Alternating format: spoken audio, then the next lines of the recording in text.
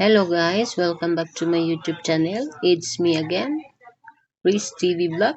For today's video, ituturo ko sa inyo kung paano ma-clear ang YouTube history.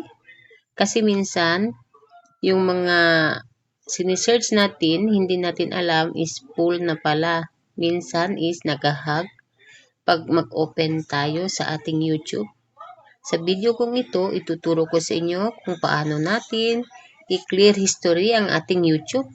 Okay guys? Pindutin lang natin ang ating YouTube.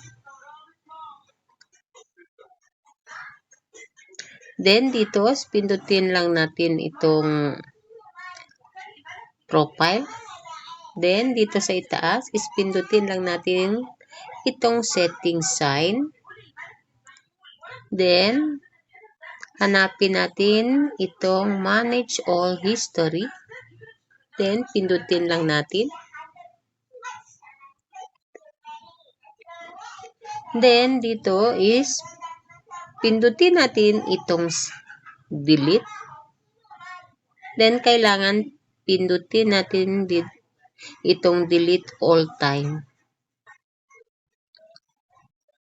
Then, pindutin natin itong delete ulit. Okay guys, ayan na guys, wala na. Back tayo. Okay. Then, pindutin natin itong sa itaas. Tingnan natin itong searching bar. Okay guys, wala na. Na-clear na.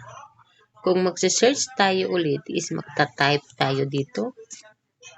Hindi gaya nung una is pag search natin is nandyan yung mga sinerch natin. So, ngayon okay na po siya.